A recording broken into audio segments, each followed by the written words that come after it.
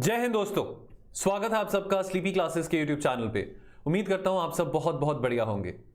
दोस्तों आज हम डिस्कस करेंगे 9 रेलेवेंट आर्टिकल्स जो कि 3rd to 7th दिसंबर में आए हैं इंडियन एक्सप्रेस और द हिंदू में। ठीक है, सो दोस्तों पहला आर्टिकल है फर्टाइल ग्राउंड। तो जैसे कि आप जानते हैं कि जो फार्म लॉज थे, 3 कंट्रोवर्शियल जो फार्म लॉज थे, उसको रिपील कर दिया गया है। ठीक है, अब फार्मर्स ये कह रहे हैं कि चलो फार्म लॉज तो आपने रिपील कर दिए, लेकिन एमएसपी को भी लीगलाइज करिए। तो क्या एक राइट टू एमएसपी की रिजीम हम देख सकते हैं आने वाले टाइम में? इस आर्टिकल में इसकी हम चर्चा करते हैं। तो बात आती है कि हम एमएसपी को और इफेक्टिव कैसे कर सकते हैं। देखिए, एमएसपी की इंप्लीमेंटेशन की बात करें तो वो सिर्फ 4 तरह के क्रॉप्स के लिए ही इफेक्टिव है, यानी कि paddy, wheat, sugar cane and cotton. उसके अलावा अगर हम बात करें लाइफ स्टॉक की, हॉर्टिकल्चर प्रोड्यूस की, तो एमएसपीज वहां पे ऑन पेपर एग्जिस्टिंग नहीं है, नॉन एग्जिस्टेंट है, वहां पे भी एमएसपी इफेक्टिव करी जा सकती है। ठीक है, अब इसका नतीजा क्या है? क्योंकि सिर्फ 3 या 4 क्रॉप्स है जहां पे एमएसपी इफेक्टिव है, तो फार्मर्स को इंसेंटिव सिर्फ पैडी ग्रो करने के लिए मिलता है, राइस ग्रो करने के लिए मिलता है, जो कि आपको पता है वाटर गाजलिंग है, और इसके चलते पंजाब और हरियाणा में कितना जो वाटर लेवल है डिप्लीट हो चुका है। तो सोल्यूशन क्या है? सोल्यूशन ये है, एक तरफ तो फार्मर्स एमएसपी की डिमांड कर रहे हैं कि लीगलाइज करा जाए, बट सोल्यूशन ये है कि अगर एमएसपी को लीगलाइज करना ही है ऑल इन ऑल, तो solution lies in implementing MSP for all the crops, specially those जिसमें कंट्री की जो प्रोडक्शन है वो बहुत शॉर्ट है। ऑयल सीड्स की बात करें, पल्सेस की बात करें, तो हम कितना सारा ऑयल सीड इंपोर्ट करते हैं बाहर से, तो अगर वहां पे अगर हम उस पे भी एफिशिएंट एमएसपी दे पाए, और ये जो क्रॉप्स हैं, ऑयल सीड्स की बात करें, मिलेट्स की बात करें, पल्सेस की बात करें, ये लेस वाटर कंज्यूमिंग भी है, तो शायद ये ज्यादा एफिशिएंट हो सकता है। राइट टू एमएसपी, देखिए राइट टू फूड तो चलो पॉसिबल है टू इंप्लीमेंट, ठीक है, नेशनल फूड सिक्योरिटी एक्ट के चलते चलो राइट टू फूड तो पॉसिबल है, because we have somewhat, if not a very robust, but somewhat a good public distribution system. So okay, fine, but it is not feasible, not fiscally, not physically, as well as economically it's not viable. It would not be prudent कि government हर एक crop को bye करे और उसको PDS के चलते procure करके आगे पब्लिक में बांटे। It's not economically not a viable thing for the government to buy every crop. ठीक है, so some kind of a deficiency payment system can be considered. तो यहां पे जैसे कि एग्जांपल की अगर हम बात करें, मध्य प्रदेश का जो सिस्टम है भवंतर भुगतान योजना, इसके चलते फार्मर्स को जो भी, देखिए जो एमएसपी है, एमएसपी फॉर अ क्रॉप है, जैसे राइस की बात करें, वीट की बात करें, तो जो अब फार्मर को अगर एमएसपी मिल रही है किसी पर्टिकुलर क्रॉप के ऊपर और उसकी मार्केट प्राइस अगर ज्यादा है एमएसपी से, तो जो डिफरेंस है एवरेज मार्केट प्राइस का और एमएसपी का, वो डिफरेंस जो है वो सरकार, यानी कि अगर इस केस में बात करें मध्य प्रदेश की, तो जो राज्य सरकार है वो किसानों को जो डिफरेंस है वो प्रोवाइड कर देते हैं।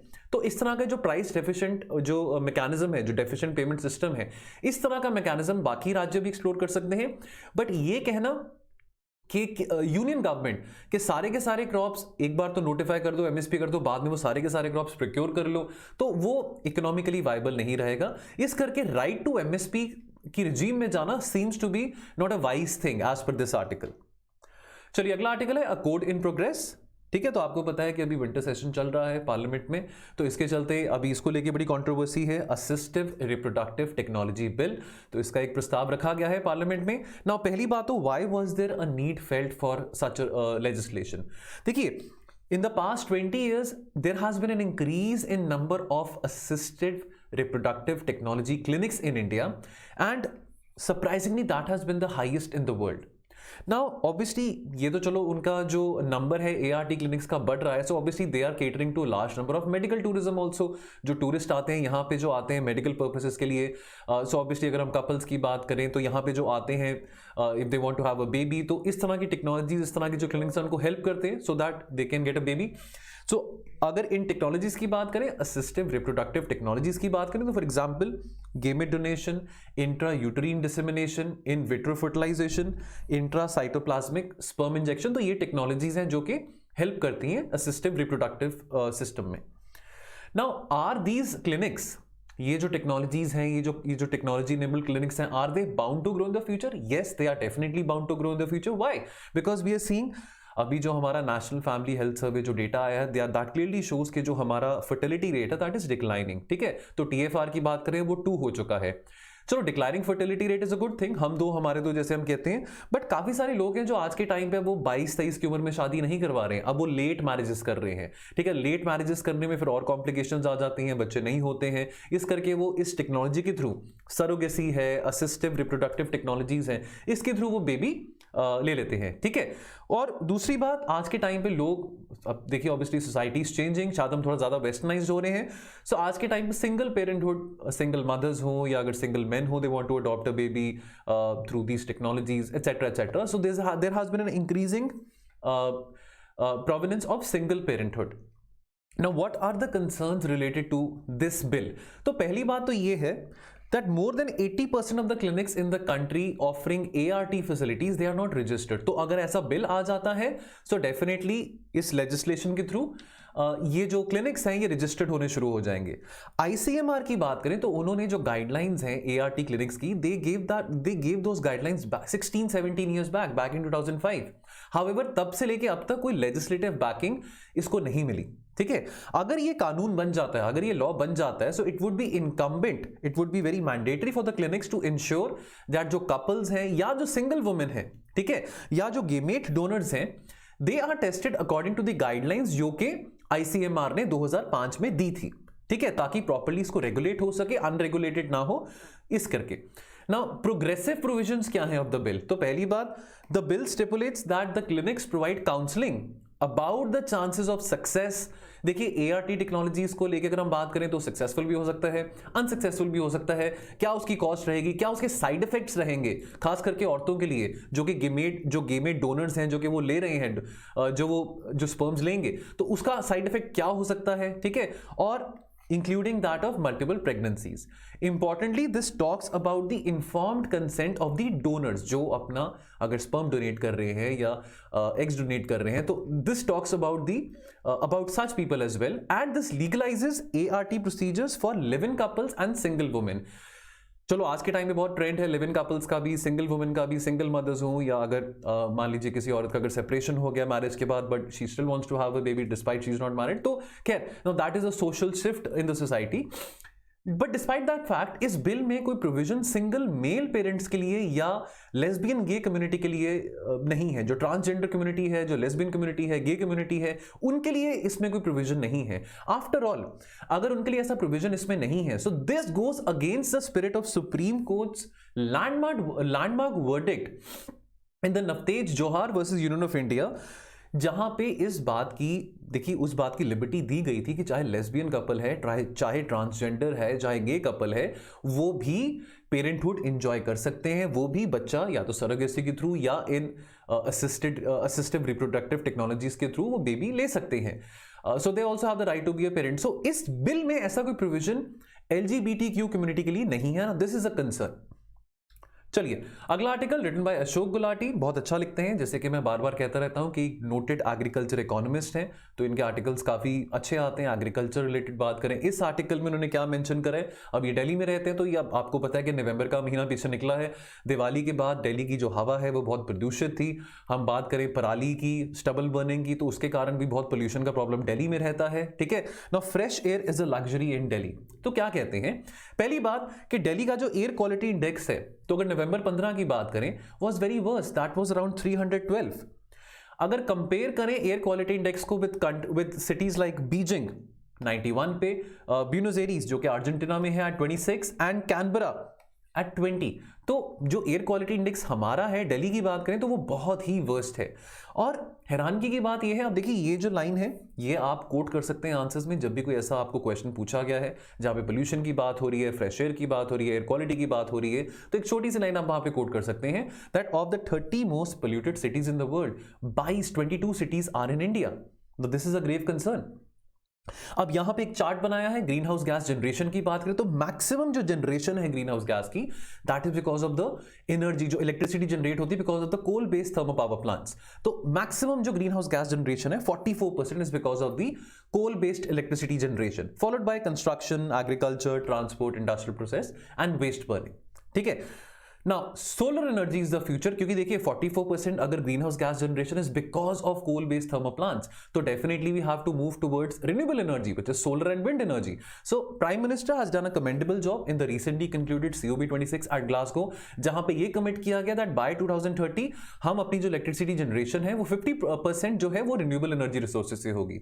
लेकिन जो करंट मॉडल है सोलर एनर्जी का, so very good, international solar alliance है, हमने एम्बिशियस टारगेट्स हमने अनाउंस करे हैं, all that is very good, but but जो अभी हमारा जो करंट मॉडल है सोलर एनर्जी का, that is heavily tilted towards the private sector companies. Why?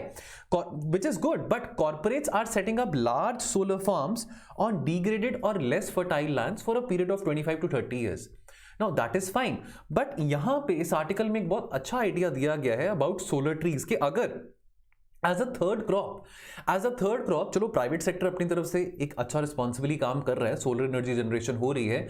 How about अगर हमारे जो फार्मर्स हैं as a third crop solar trees को कंसिडर करें, यानी कि अगर सोलर पैनल्स लगा दिए जाएं फार्मर्स के फार्म्स के ऊपर, so solar panels approximately of 10 feet height, but proper spacing दी जाए बिटवीन द क्रॉप्स. यानी कि चलो अगर मान के चले कि एक एवरेज फार्मर एक साल में वीट और राइस 2 क्रॉप्स ग्रो करता है, तो this can be the third crop. तो सोलर पैनल्स लगा दिए properly spaced between the other crops, ताकि जो बाकी क्रॉप्स हैं सोलर पैनल्स के बीच में जो आएंगे वहां तक जो ऑब्वियसली इनको फोटोसिंथेसिस यानी कि सनलाइट चाहिए, ठीक है, अपना फूड प्रोड्यूस करने के लिए, ताकि उनको सनशाइन की प्रॉब्लम ना हो, सनलाइट उन तक ऑब्स्ट्रक्ट ना हो. तो as a third crop providing adequate spacing एक बहुत बड़े बड़े 10 फीट के सोलर पैनल्स लगा दिए जाए. Now these solar trees can become the third crop for the farmers. और ये कहते हैं अशोक गुलाटी यहां पे ये कह रहे हैं दैट फार्मर्स, अगर ऐसा कुछ हो जाता है, अगर सोलर पैनल्स किसान के अगर फार्म पे ही लगाए जाते हैं, so they can earn up to 1 lakh rupees 1 lakh per एकड़ per year from this solar farming, अगर इसकी जो एनर्जी है, जो सोलर एनर्जी जनरेट होगी, अगर वो नेशनल पावर ग्रिड पे सेल कर सके. नाउ स्टबल बर्निंग की अगर हम बात करें, so between November 9 and 13 30% of Delhi's pollution was due to stubble burning. पराली की जो हम बात करते हैं ऑन अ पर्टिकुलर डे. अब ऑब्वियसली यहां पे फिर ये बात सजेशन दी जा रही है, देखिए अभी खारिफ सीजन निकला था, अब राबी सीजन चल रहा है, तो खारिफ में आपको पता है कि पैडी राइस कल्टीवेशन होती है, ठीक है, तो अब उसी को आग लगाया जाता है स्टबल बर्निंग में, जब खास करके जब हार्वेस्टिंग टाइम होता है, जब खारिफ क्रॉप का हार्वेस्टिंग टाइम होता है. तो अब यहां पे ये सजेशन दे रही हैं दैट देखिए राइस फार्मिंग जो है, ये तो हम सब जानते हैं कि ये तो बहुत पानी भी कंज्यूम करता है. जोग्राफिकली पंजाब और Haryana are not suited for paddy cultivation, even though हमारे farmers from the last 50 years they have been continuing to grow rice, because उनको इंसेंटिव है, बिकॉज एमएसपी सरकार इस पे अच्छा प्रोवाइड करती है. नेवरदलेस ये सजेशन यहां पे दिया गया that rice farming obviously is not only depleting water but also creating methane and nitrous oxide which are greenhouse gases. तो सजेशन है कि सेंटर को जो नेबरिंग स्टेट्स हैं, दिल्ली की बात करें, चलो हरियाणा, पंजाब, राजस्थान, यूपी, कि ये बहुत बार ये बात हर साल ही बात होती है, हर साल ये सजेशन दिया जाता है that the neighbouring state should come up with a plan to reduce the rice cultivation in this belt during the kharif season, so that जब सर्दियां आती हैं, नवंबर का टाइम जब आता है, तो उस टाइम पे इसके चलते ज्यादा स्टबल बर्निंग ना हो. So that's why. चलिए अगला article, COP27 in Egypt must focus on food systems. तो अब देखिए COP26 इस साल ग्लासगो में हुआ यूके में, COP27 अगले साल इजिप्ट में है in 2022. तो अब कंटेक्स्ट है set the agenda for the next conference of parties. ठीक है, अब देखिए क्लाइमेट चेंज की हमने बहुत बात कर ली है. इस साल IPCC की 6th असेसमेंट रिपोर्ट आई थी, जो कि जिसने बहुत ही ग्रेव कंसर्न्स रिफ्लेक्ट करे थे कि कैसे आने वाले टाइम में जो ग्लोबल एवरेज टेम्परेचर है वो बढ़ सकता है, कैसे ये जो इवेंट्स हैं, साइक्लोन्स की बात करें, फ्लड्स की बात करें, अनसीजनल रेनफॉल की बात करें, आने वाले टाइम में ये और ज़्यादा बढ़ेगा. इसके अलावा अगर अब चिंता का जो विषय है वो है हंगर, वो है हमारे, अगर हम बात करें न्यूट्रिशन की बात करें. ठीक है, देखिए अब क्लाइमेट चेंज का जो इम्पैक्ट है वो एग्रीकल्चर के ऊपर भी बहुत होगा. Although agriculture also has a very direct correlation with climate change in the sense कि एग्रीकल्चर की बात करें, राइस फार्मिंग की बात करें, तो एग्रीकल्चर से बहुत considerable amount of methane gas emission होता है which obviously impacts the climate as well. But climate change के चलते ये जो फ्रीक्वेंटली डिजास्टर्स हो रहे हैं, फ्लड्स आ रहे हैं, अनसीजनल रेनफॉल्स हो रही हैं, लैंडस्लाइड्स आ रहे हैं, साइक्लोन्स आ रहे हैं, इसके चलते आने वाले टाइम में शायद हमारे पास खाने के लिए अनाज भी ना बचे. ठीक है, तो इस बात की बहुत चिंता यहाँ पे प्रकट करी गई है. Now 41 million people in 43 countries are at a risk of sliding into famine. Even though they contribute least to greenhouse gas emissions, people in low income countries face the worst impact. और ये जो low income countries में लोग रहते हैं, इनका कोई कसूर नहीं है कि जो ग्लोबल एवरेज टेम्परेचर बढ़ रहा है, क्लाइमेट चेंज हो रहा है, इसमें इनका अब जो अगर लोग रवांडा में रहते हैं, तंजानिया में रहते हैं, मोजाम्बिक में रहते हैं, बांग्लादेश में रहते हैं, ठीक है, इंडिया की भी अगर हम बात करें तो इनका क्या कसूर है. ठीक है, हिस्टोरिकली तो डेवलप्ड नेशंस रिस्पॉन्सिबल हैं क्लाइमेट चेंज के लिए, but nevertheless now is not the time to have a blame game. But आने वाले टाइम पे ये जो गरीब देश के जो गरीब लोग हैं, इनके ऊपर ज्यादा इंपैक्ट पड़ेगा because of these climate change related events happening. ठीक है, as per the latest IPCC report, the climate crisis will impact food production and livelihoods in the times to come. चलिए, what is the way forward? So पहला है creating resilient livelihoods and food security solutions by protecting and improving the livelihoods of vulnerable communities. दूसरी बात अगर हम बात करें climate resilient agriculture, climate resilient food crops, तो ऐसे क्रॉप्स जो कि आने वाले टाइम में बदलते क्लाइमेट के साथ, क्लाइमेट चेंज के होते हुए वो फिर भी सर्वाइव कर सके, ताकि वो जो क्रॉप्स हैं, फॉर एग्जाम्पल अगर हम मिलेट्स की बात करें, they can still provide a lot of nutritional security to people. तीसरी बात, इनेबलिंग, अब हमने जेंडर इक्वालिटी की भी बात करनी है, जेंडर एम्पावरमेंट की भी बात करनी है, तो enabling women's control and ownership over production processes and assets. ठीक है, और उसके बाद lastly having that kind of a capacity and knowledge in the civil society. ठीक है, देखिए अब हम क्लाइमेट चेंज की बात कर रहे हैं, ग्लासगो में समिट हुआ है. अब ये जो सब्जेक्ट है क्लाइमेट चेंज का, ये सिर्फ सरकारों तक सीमित नहीं रहा, ये अब बहुत आम चर्चा का विषय बन चुका है. अब ये इसमें सिविल सोसाइटी के एक्टिव होने की भी बहुत जरूरत है. ठीक है, खास करके अगर हम सिविल सोसाइटी को मोबिलाइज करेंगे तो ही उसके चलते ही प्रोग्रेसिव लेजिस्लेशंस आ पाएंगी. तो सिविल सोसाइटी और गवर्नमेंट्स की कैपेसिटी बिल्डिंग बहुत जरूरी है, ताकि वो आने वाले समय में क्लाइमेट चेंज के साथ साथ जो उसका इंपैक्ट फूड सिक्योरिटी पे होगा, उसका भी इंपैक्ट अच्छी तरह से वो समझ सके और प्रोग्रेसिवली वैसे एफर्ट्स कर सके in order to ensure that people are not food insecure, but people have a lot of security as far as food and nutrition is concerned. चलिए आगे कंटिन्यू करते हैं. सो अगला article, again breathing fresh air into the NCR's pollution control. Again this article talks about the rising pollution level in Delhi. ठीक है, जैसे अभी पीछे हमने आर्टिकल इंडियन एक्सप्रेस वाला डिस्कस किया था, शोगुल आर्टिकल, so similarly this article also talks about the same context. But यहाँ पे इस आर्टिकल में रेलेवेंट क्या है, इस आर्टिकल में ये डिस्कस है that what are the lessons which we can take from China, from Beijing, which are relevant for New Delhi in order to fight against this problem of this menace of decreasing air quality and rising pollution. ठीक है, अब population की बात करें, दोनों Beijing और दिल्ली की बात करें तो दोनों कंपेरेबल पॉपुलेशन है, both the cities have a comparable population. China में क्या है, China they forecast the heavy pollution, जिस दिन बहुत ज्यादा पोल्यूशन होता है उस दिन वो पहले ही फोरकास्ट करके वार्निंग्स देते थे 24 घंटे पहले. ठीक है, through the media, in addition to the daily air quality reports and forecast. The technical system combines high resolution satellite images and laser radar, and इससे लोगों को थोड़ा अवेयरनेस रहती है, पता रहता है कि भाई अगर आज घर से बाहर निकलना है तो आज पोल्यूशन ज़्यादा होगा, एयर क्वालिटी इंडेक्स अच्छा नहीं होगा, तो वो अकॉर्डिंगली मेजर्स ले लेते हैं. ठीक है, उसके अलावा दे also have an integrated network combining airline data for quality monitoring with greater analytical capacity, and they have over more than 1000 PM 2.5 sensors throughout the city of Beijing. Now, their approach to urbanization is certainly much different. See, obviously, China historically बात करें तो China बहुत ज़्यादा largest emitter of greenhouse gases है. Historically वो number 2 पे है आज के टाइम पे, अगर हम बात करें as far as the greenhouse gas emission is concern. तो ऑब्वियसली चाइना की अगर हम बात करें, बीजिंग की बात करें, तो a couple of years back, 5-6 years back, so I mean इसको लेके चाइना भी जो न्यूज़ में रहता था दैट बीजिंग में वहाँ पे बिल्कुल काला धुआं, स्मॉग है, बहुत पोल्यूशन है, but over a period of time they seem to have improved in this domain. Now, smart cities such as New York, London, Beijing, now they all have this problem of smog. They all have this problem of bad air quality index, of very high number of air quality index. But these countries are transitioning in the fact that they're moving more towards public transport, because let's not forget, अगर हम transportation की बात करें तो transportation sector जो है that also significantly contributes toward greenhouse gas emissions. ठीक है, अगर हम बीजिंग की बात करें, so they have a network of more than 550 kilometers of metro. This is more than 1.5 times that of Delhi metro. ठीक है, बस ट्रांसपोर्ट सिस्टम की बात करें, so they have a fleet of 30,000 low floor buses. Now this is more than 8 to 9 times the number of buses with Delhi Transport Corporation. So certainly अगर public transport की बात करें, so they are moving towards a direction जहां पे वो public transport पे बहुत ज्यादा एम्फसाइज कर रहे हैं.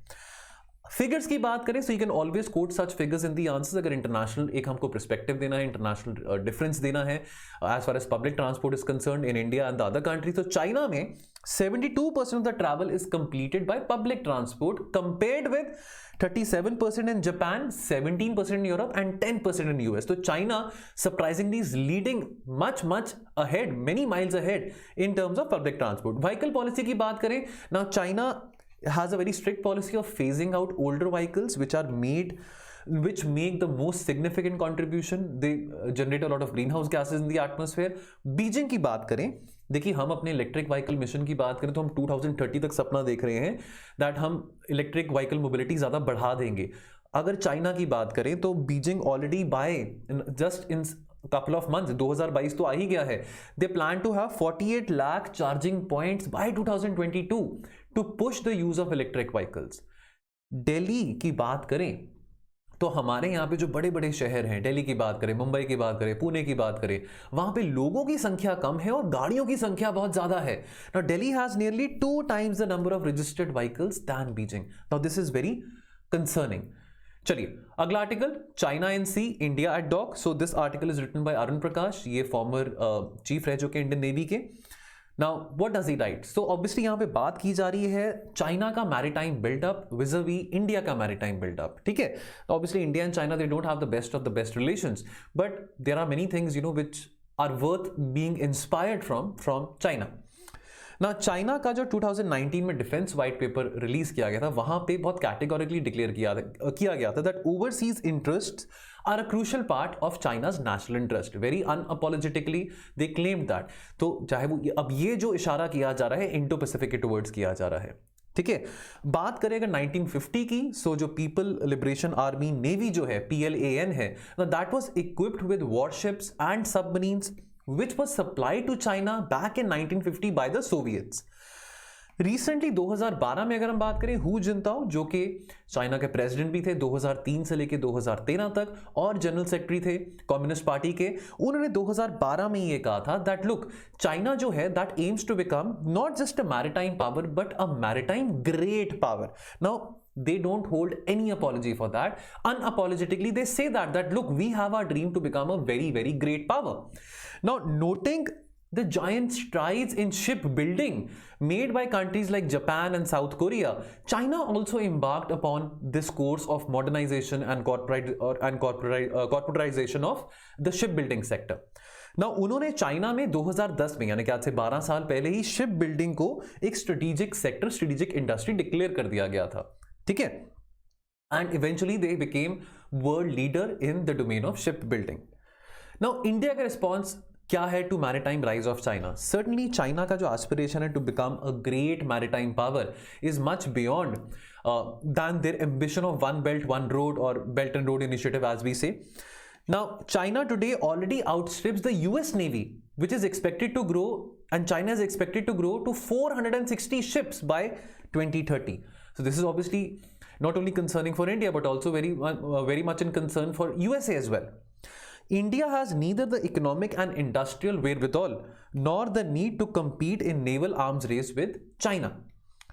India needs to safeguard. तो इंडिया के पास आज के टाइम पे इतनी इकोनॉमिक क्लाउड नहीं है, इकोनॉमिक पावर नहीं है कि वो चाइना के साथ इस आर्म्स रेस में, शिप बिल्डिंग रेस में वो पार्टिसिपेट कर सके.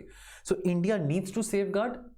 On priority, it has to put its seaborne trade and energy traffic on its priority list clearly. Our interest also extend to the security and well-being of our maritime neighbors. तो यहाँ पे बात करी गई है that India must expedite projects like the Chabahar in Iran and Agalega in the Mauritius. चलिए, now what is the way forward?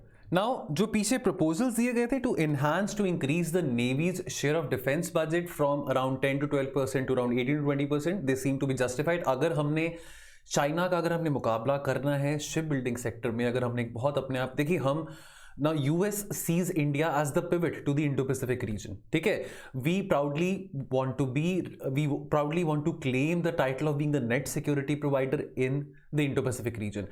Smaller island nations जो हैं वो इंडिया को look upon करते हैं that India has the ability and has the strength to counter the Chinese aggression in this maritime domain of the Indo-Pacific sector. So clearly for that we need more money. So we need to increase our defense budget for that. Equally important is the formulation of the national strategy for maritime security. Now upgradation अगर हमने अपने maritime sector में करना, that also includes not only the naval capability in the maritime sector, but that also includes the shipbuilding, merchant shipping, ports, seabed exploration and fisheries. ठीक है, now India's neglect of the maritime capacity is not only an economic opportunity which is missed, right, but this also shows a big gap. This also shows what our priority is towards the maritime security vis-a-vis the increasing strength of China in the maritime domain of Indo-Pacific. Now अगला article ये सी राजा मोहन का article आया Indian express में कल, resetting पुतिन्स red carpet. तो जैसे कि आप जानते हैं कि अभी कल व्लादिमीर पुतिन और मोदी जी के बीच में मीटिंग हुई थी। रशिया के जो व्लादिमीर पुतिन है वो इंडिया आए हुए हैं, ठीक है। तो इसको लेके बहुत चर्चा रही है, इसको लेके आर्टिकल एक और भी आया हिंदू में आज, वो भी हम डिस्कस करेंगे। ना इंडिया रशिया टाइज की बात करें तो हमारे ties they go back a long time back. हमारे जो पहले प्राइम मिनिस्टर थे Jawaharlal Nehru, he was very inspired by the socialistic principles of the Soviet Union. He was very awestruck by the way the Soviet society had reached the levels of industrialisation as compared to the capitalistic countries. तो बहुत कम समय में Russia ने अपने आप को बहुत industrialise किया था। हमारी इकोनॉमिक पॉलिसी मेकिंग की बात करें, प्लानिंग कमीशन की बात करें, तो that was modelled on the Soviet economic model. तो जो हम सोशलिस्टिक प्रिंसिपल्स की बात करते हैं, सोशलिज्म की बात करते हैं, जो हमारी इकोनॉमी 1991 तक सोशलिस्टिक प्रिंसिपल्स पे चलते आ रही थी, that was inspired from Russia. और उसके अलावा हमारे डिफेंस प्रोग्राम्स हैं, हमारे सैटेलाइट प्रोग्राम्स हैं, स्पेस प्रोग्राम्स हैं, they have so Russian participation and collaboration has been very integral to our defense programs as well as our space exploration programs, ठीक है। but as of now Delhi seems to be being more engaged with Washington, ठीक है। तो दिल्ली का जो प्यार है America के साथ वो बढ़ रहा है। दिल्ली अमेरिका को अपना स्ट्रेटेजिक फ्रेंड मानता है।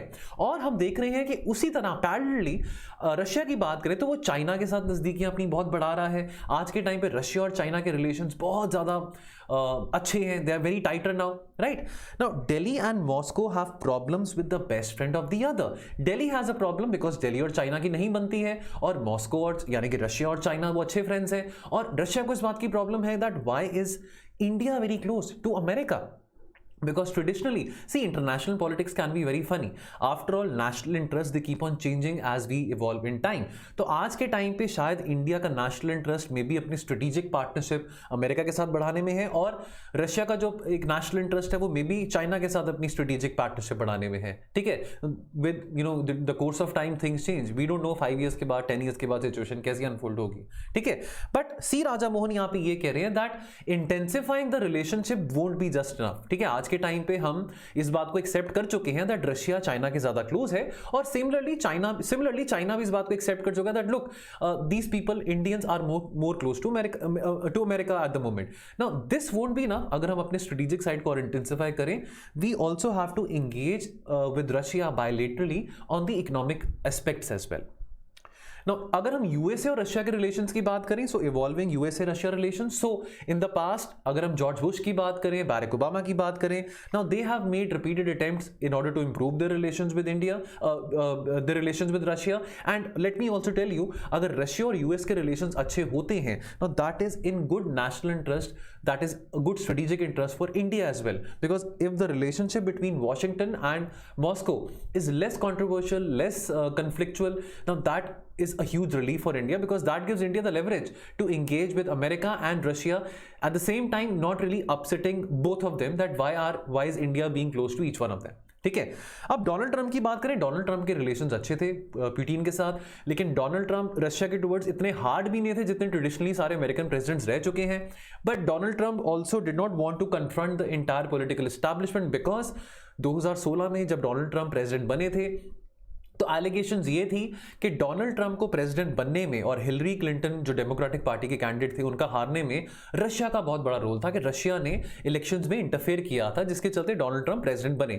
और इसी के चलते जो 2016 में जो कैटसा लॉ बनाया गया था, ठीक है, countering America's adversary through sanctions act, जो कैटसा कानून बनाया गया था वो इसी के चलते बनाया गया था, ताकि कैसे उस कानून के चलते जो कंट्रीज रशिया के साथ एंगेज करेंगी, ट्रेड करेंगी, उस कंट्री के ऊपर सैंक्शंस लगाए जा सके।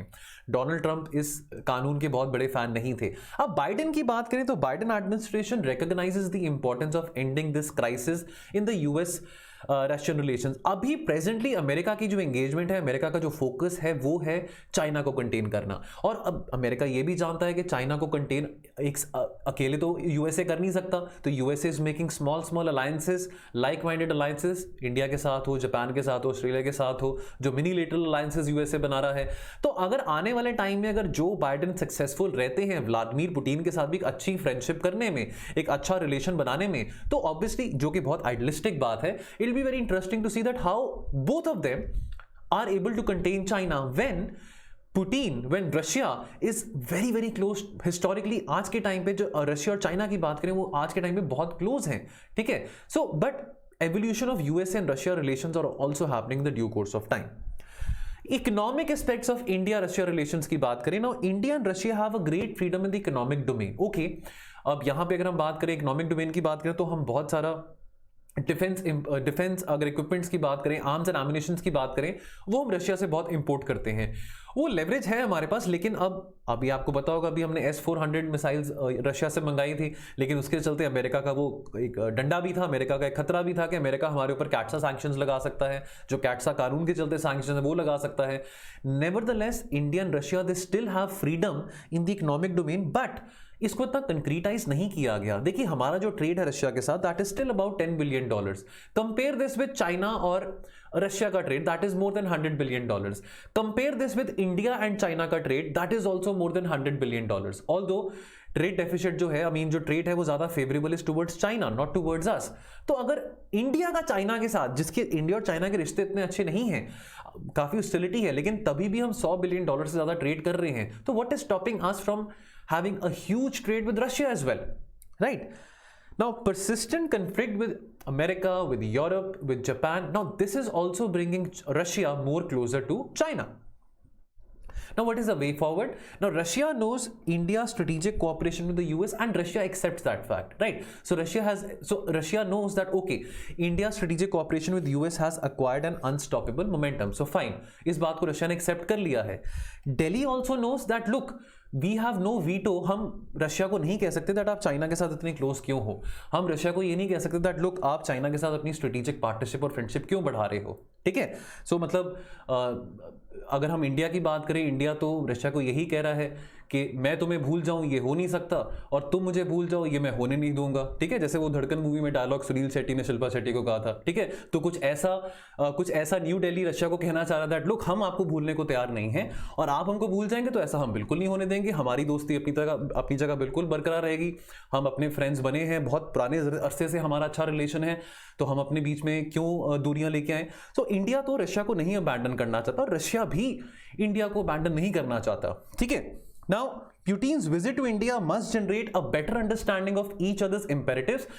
आज के टाइम की अगर हम बात करें, एक बहुत अच्छा आर्टिकल अभी आगे भी डिस्कस करेंगे इसी कंटेक्स्ट को लेके।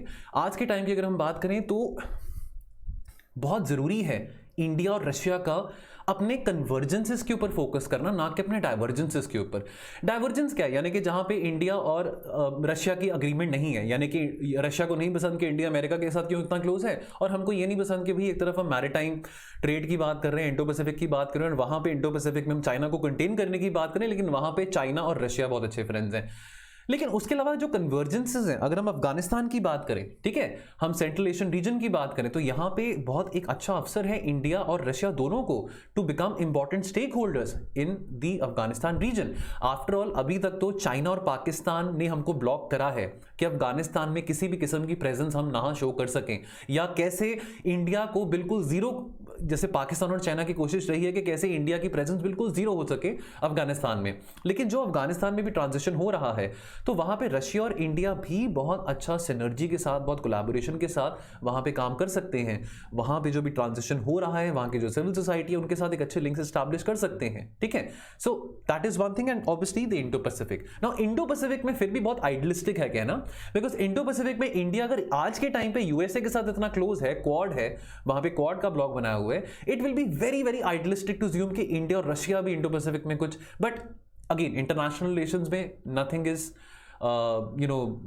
certain. I mean, everything is a very uncertain in international relations. It might happen that tomorrow there is some kind of a pact, some kind of an alliance between Russia and India as far as the Indo-Pacific is concerned. But it would be very naive to expect कि आज के time पे 2021, 2022 में कि Russia India के साथ अलाय करेगा in order to contain China, because आज के टाइम पे चाइना और रशिया बहुत अच्छे दोस्त हैं एक दूसरे के साथ।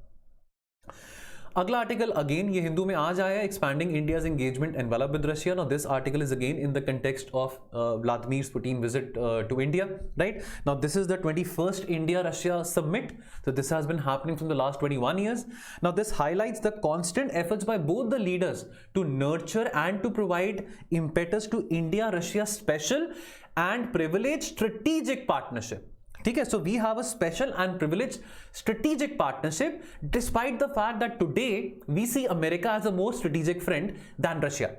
नाउ आज के टाइम पे जो ग्लोबल सिनेरियो है वो सेम नहीं है जो कि सन 2000 में था या जो 1980 में था या जो 1970 में था। ठीक है, 1971 में भी हमारे और रशिया के यूएसएसआर के बीच में ट्रीटी ऑफ फ्रेंडशिप थी, treaty of peace and friendship थी, but that is 1971, 50 years back.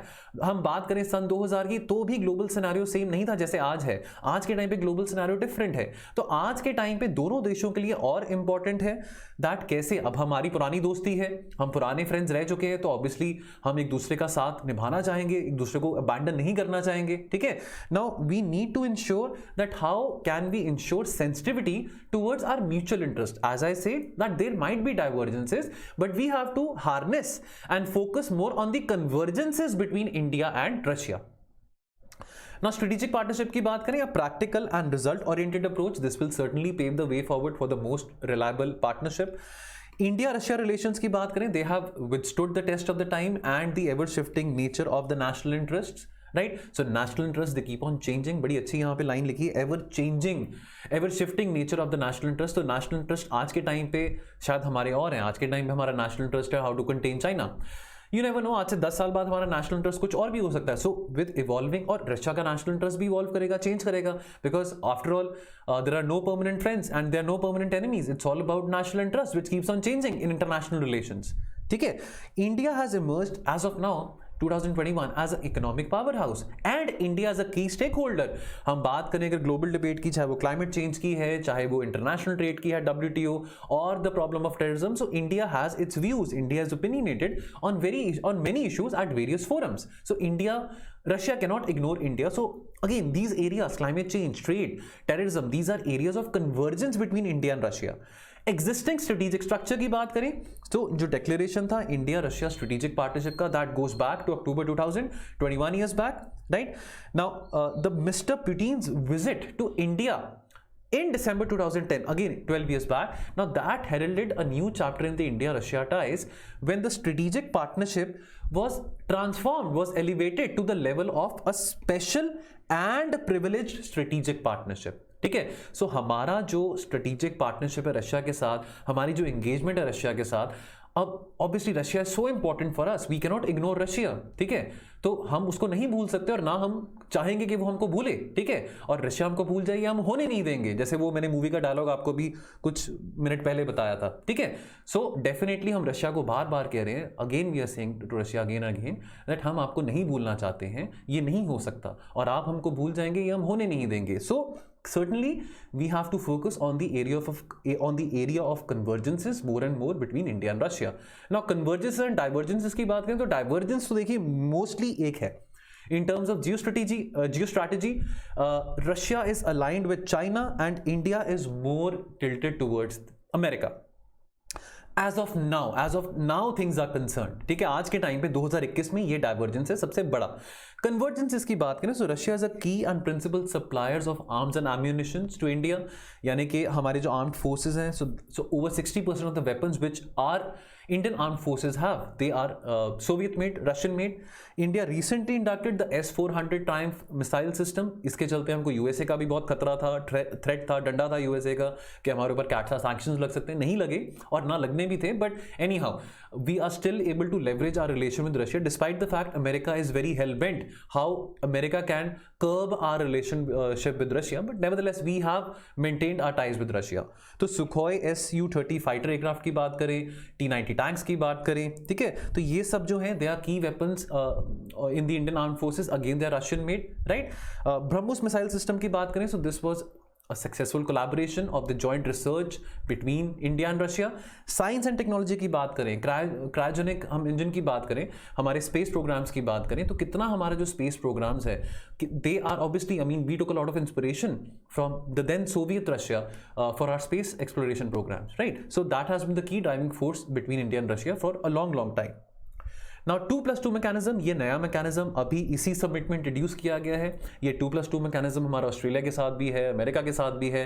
Now this 2+2 mechanism यानी कि फॉरेन एंड डिफेंस, यानी कि foreign minister of India and Russian, defence ministers of India and Russia, they will meet quite often periodically. Now this has become the standard framework of cooperation to widen the collaboration. We have this mechanism with Australia, we have this mechanism with America as well. Now this is the first time that this 2+2 dialogue is going to happen between the foreign and the defense ministers respectively of India and Russia.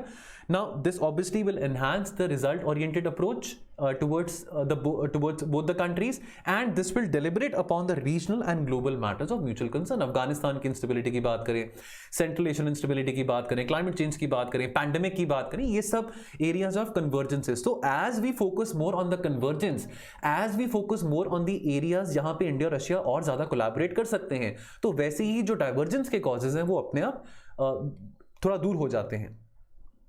Now what is the way forward?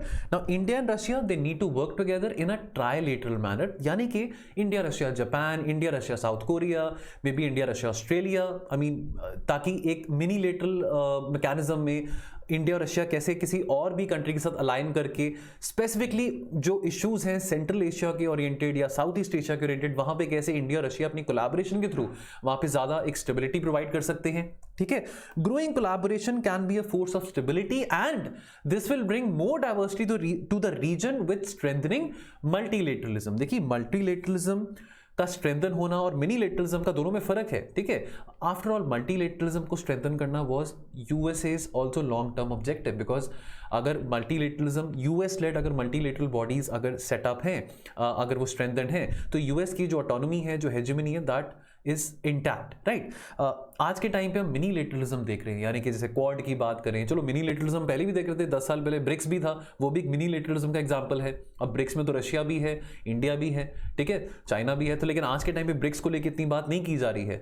ठीक है, आज के time पे quad है, AUKUS है, Russia Pakistan China का access है as far as Afghanistan is concern. तो how can India and Russia engage in different minilateral forums, thereby strengthening multilateralism. ठीक है, and lastly people to people links, whether it's in sport, culture, spiritual, religious studies, people to people links can also deepen the engagement between both the nations. चलिए, अगला article, basking in reflected glory, this is written bye GR Gopinath, the founder of A-Tekken। Now he talks about brain drain। तो जैसे कि आप जानते हैं, पराग अग्रवाल ये अभी अनाउंस किए गए थे CEO ऑफ ट्विटर, राइट। अब ऐसे बहुत सारे टैलेंटेड, बहुत सारे हमारे ऐसे नोन फेमस हमारे यहाँ के लोग हैं। IITs की बात करें, IIM पास आउट्स की बात करें, जो कि बाहर अमेरिका में जाके बहुत सारी कंपनीज के CEOs बने हुए हैं। So notable Indians abroad also include Indira Nooyi, जो पेप्सी के CEO हैं, सुंदर पिचाई की बात करें जो गूगल के CEO हैं, सत्य नडेला की बात करें माइक्रोसॉफ्ट से, अरविंद कृष्णा की बात करें IBM से, ऐसे कई सारे हैं। ठीक है, बात आती है ब्रेन ड्रेन की, कि ये यहाँ के IITs और यहाँ के IIM से पढ़ के बाहर जाते हैं, पोस्ट ग्रेजुएशन अपनी कोई परस्यू करते हैं और वहाँ पे किसी कंपनी में, चलो उनका अपना अधिकार है, उनका अपना राइट है, वो कहीं मर्जी जाके नौकरी कर सकते हैं, उनका अपना that's their own domain, nobody can interfere in their personal life. पर सवाल ये है कि यहाँ से IIT में घुसना, IIMs में घुसना कोई बहुत आसान बात तो नहीं है। ठीक है, तो IITs में, IIMs में इतनी मेहनत लगती है घुसने के लिए, और बहुत सारे लोगों को नहीं अपॉर्चुनिटी मिलती IITs में या IIMs में अपनी ग्रेजुएशन या पोस्ट ग्रेजुएशन परस्यू करने के लिए। तो हमारा ब्रेन ड्रेन हो रहा है, यानी कि यहाँ से टैलेंटेड लोग, स्किल्ड लोग यहाँ से दूसरे देशों में जा रहे हैं और वो वहाँ पे जाके वहाँ की कंपनीज के CEOs बन रहे हैं। तो अब इस आर्टिकल में बात ये डिस्कस की गई कि क्या ये गर्व की बात है, क्या ये शर्म की बात है। ठीक है, तो ये हम यहाँ पे बात को जानते हैं। ठीक है, after all know doubt America is a land of opportunities. 200 सालों से, 250 सालों से कितने लोग अमेरिका में जाके in the hope of better future, financial prosperity, वहाँ पे बहुत सारे लोग अपने लाखों सपने लेके जाते हैं अपना करियर बनाने के लिए, जो कि गलत बात भी नहीं है। But again, isn't India a land of opportunities? And if it is not, then why so? Why do the brightest minds of India, they fly to the West, particularly to the US? ठीक है, so after graduation they head to the US, IIT या बहुत जो reputed engineering colleges में से अपनी degree करने के बाद वो US चले जाते हैं। ठीक है, and they pursue post graduation in greater universities like Harvard, MIT, Stanford and Cornell. ठीक है, so India even after 75 years of independence, India still mired in poverty and inequality, जबकि हमारे जो गिफ्टेड टैलेंटेड माइंड्स हैं वो they are headed to the west. Now again, that is their personal choice which they are making. Nobody is stopping that. But again, the question comes that what's stopping them to perform all these things in India, right? India में talent की कमी नहीं है, resources की कमी नहीं है. ठीक है, राजनीति होती है, पॉलिटिक्स होती है, पॉलिसीज ऐसी होती हैं जो कि फेवरेबल नहीं होती यहाँ पे टैलेंटेड इंडिविजुअल्स के लिए, तभी करके यहाँ पे एम्प्लॉयमेंट का भी क्राइसिस, अनएम्प्लॉयमेंट बहुत ज़्यादा बढ़ रहा है. ठीक है, सो ठीक है, वो बातें भी हैं. तो in search of better future, in search of greener pastures, किसी का बाहर जाना कोई बुरी बात भी नहीं है. बट सवाल ये है कि क्या ये सच में गर्व की बात है या हमारे लिए शर्म की बात है कि हमारे ही लोग बाहर जाके इतना अच्छा परफॉर्म कर रहे हैं और यहाँ पे उनको ऐसे अवसर नहीं मिल रहे थे, ऐसी अपॉर्चुनिटीज नहीं मिल रही थी. ये कोई नई बात नहीं है कि ब्रेन ड्रेन हो रहा है, ये 1960 से चलता आ रहा है. बिकॉज उस टाइम पे 1960s में जो कंपनीज थी, प्राइवेट सेक्टर कंपनीज थी, बहुत कम थी. ठीक है, और अगर हम सरकारी नौकरी की बात करें तो देखिए आज के टाइम पे भी IAS, IPS, IFS की बात करें तो वैकेंसीज बहुत कम निकलती हैं. तो बहुत सारे टैलेंटेड लोग हैं, उनको अपनी एस्पिरेशंस, अपनी एम्बिशंस को मीट करने के लिए अपॉर्चुनिटीज नहीं मिल पाती हैं, चाहे वो प्राइवेट सेक्टर में हो, चाहे वो सरकारी नौकरी में हो. ठीक है, सो बहुत गर्व की बात है कि हमारे अपने एक इंडिया का ही एक लड़का CEO बना है, ट्विटर का, गूगल का, बहुत गर्व की बात है. लेकिन we can not help but feel a tinge of sadness also. Now, why is this a false sense of pride for Indians? ठीक है, अब देखिए NRIs जो हैं या बहुत accomplished economist हैं, साइंटिस्ट हो, CEOs हो, वो जूम कॉल के जरिए, कोई इंटरव्यू के जरिए वहाँ बैठ के भाषण दे सकते हैं दैट इंडिया को ये करना चाहिए, इंडिया को वो करना चाहिए, कि कैसे वो डेवलप्ड इकॉनमी बन सके. वहाँ पे बैठ के इंडिया को क्रिटिसाइज कर सकते हैं जूम कॉल के जरिए, इंटरव्यू के जरिए, किसी और माध्यम के जरिए. उसके अलावा और कुछ कंक्रीट वो नहीं कर सकते हैं. ठीक है, now there is a widespread feeling that they have lost their rights, कि भैया आपका क्या हक है, आप तो वहाँ पे इतने मीलों दूर बैठे हैं वहाँ पे, आप एक जूम कॉल से आके जूम कॉल पे एक अटेंड करके किसी इंटरव्यू, किसी जर्नलिस्ट को या किसी पैनलिस्ट को आप कुछ बोल रहे हैं कि इंडिया को ये करना चाहिए, वो करना चाहिए, इकोनॉमिक पॉलिसीज राइट है, लेफ्ट है, ये है, वो है. But what gives you the right to speak when you are sitting on a foreign land? ये बात इस आर्टिकल में करी गई है. मैं कोई अपना पर्सनल बायस नहीं, इस आर्टिकल में जो बात कही है वो आपको मैं बता रहा हूँ. ठीक है, this is so it shows according to GR Gopinath, it seems that this is an insecure diaspora, insecure bunch of people who are living abroad, जो कि ना ही अच्छी तरह से वहां के कल्चर से यानी कि वेस्टर्न कल्चर से घुल मिल पाए हैं, और ना वो अपने आप को इंडियन ट्रेडिशंस और कल्चर के साथ रिलेट कर पा रहे हैं. तो they are in that dilemma. ठीक है, चाइना की बात करें तो Chinese people they did not feel the need to go to US to rise to the top. Jack Ma की अगर हम बात करें एग्जाम्पल के तौर पे, अलीबाबा के जो फाउंडर हैं, परहैप्स इस आर्टिकल में GR गोपीनाथ कह रहे हैं, ये उनका ओपिनियन मैं बता रहा हूं, अपना कोई बायस यहां पे नहीं दे रहे हैं, उनका ओपिनियन बता रहे हैं that India is poor not because कि हमारे यहां पे रिसोर्सेज की कमी है, टैलेंट की कमी है. नहीं, टैलेंट दुनिया जहान का है. देखिए प्रधानमंत्री मोदी जी जब अमेरिका जाते हैं वो 3 Ds की बात करते हैं, democracy, demographic dividend and demand. ठीक है, तो हमारे यहाँ पे जो average median age of Indian citizen है वो 27-28 बरस की है. तो टैलेंट की कमी नहीं है हमारे यहाँ पे, कोई बुढ़ापा भी नहीं आ गया हमारी पॉपुलेशन में कि बहुत बूढ़े लोग हैं यहाँ पे. But because of policies, polity and politics, राजनीति, ये सब गाली गलोच के चलते, राजनीति के चलते, एक दूसरे को डाउन करने के चलते ऐसा कंड्यूसिव एटमॉस्फेयर नहीं है. दंगे हो रहे हैं, कम्युनल राइट्स हो रहे हैं, रिजर्वेशन रिलेटेड इश्यूज हैं, तो बहुत सारे और ऐसी चीजें हैं जिसके चलते जो टैलेंटेड लोग हैं वो भाग रहे हैं कि यहाँ पे हमको कुछ अवसर नहीं मिलेगा, अपॉर्चुनिटी नहीं मिलेगी, इस करके हम बाहर चले जाएं. ठीक है, तो चैलेंज इंडिया के लिए यहाँ पे ये लाया करता है दैट कैसे एक कंड्यूसिव इकोसिस्टम इंडिया क्रिएट कर सकता है ताकि दुनिया भर का जो टैलेंट है जो हमारे यहाँ पे मौजूद है, कैसे इतनी शानदार कंपनीज, बड़ी बड़ी कंपनीज इंडिया में भी बन सकती हैं, और कैसे हम ऐसे इंस्टीट्यूशंस खड़ा कर सकते हैं which can produce Nobel laureates in India itself. तो चलिए दोस्तों, आज के लिए इतना ही. तो मिलेंगे हम थर्सडे को और एडिटोरियल एनालिसिस के साथ. तो आप अपना ध्यान रखिए और पढ़ते रहिए. Thank you so much. जय हिंद.